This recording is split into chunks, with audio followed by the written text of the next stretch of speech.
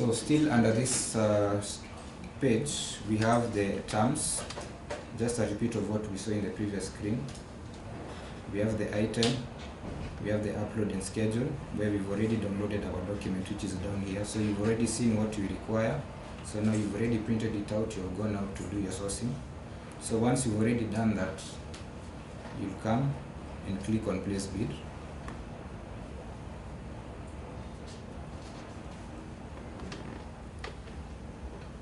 So in the price bid, as you can see, we have the item name, quantity and price. Especially for services, at least it's straightforward, because we normally indicate in our emails that we send to you, especially those who we are inviting for bids, the price that you are putting. Let's say if it's conference facilities. Give me an example of any hotel. Let's say Intercom. How much do they charge per day, full day conference? So 4,000, you have about 100 packs. That will come to what?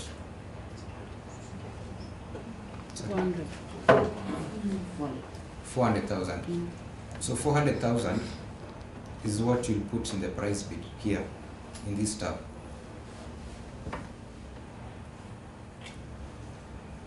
Such that 400,000 will only multiply by the quantity 1.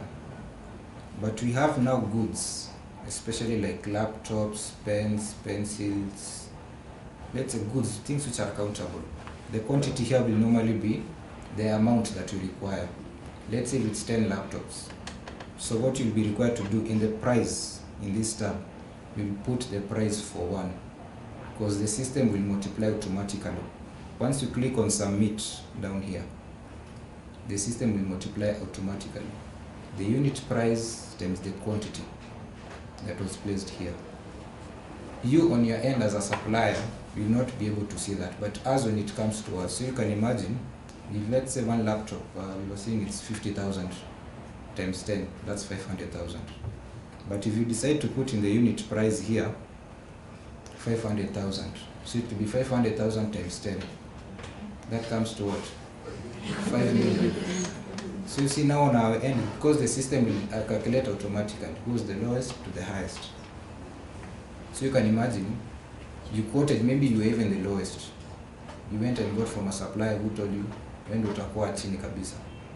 But now umekuja umefanya mistake hapa. So now when you're putting the 50,000, I mean the 500,000 times 10, that comes to what? 5 million.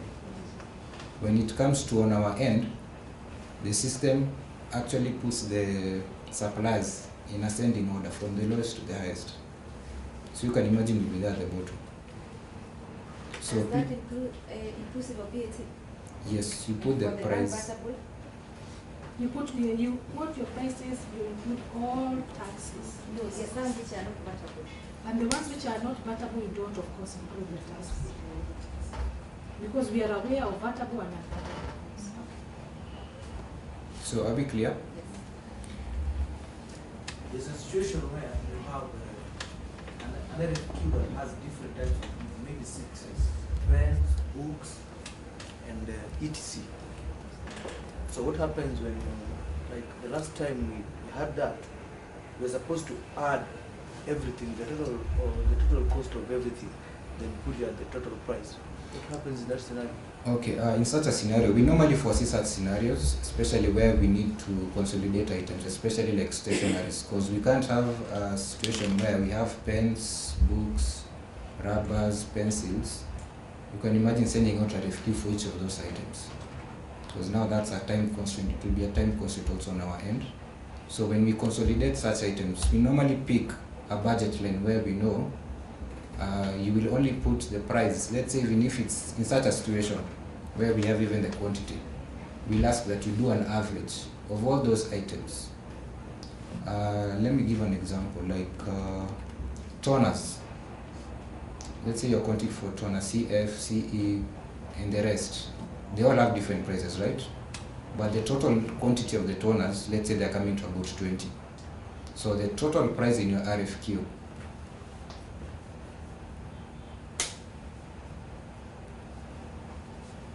so let's say you have, it's coming to 250,000, the total price for all those toners, right? and they're all different toners.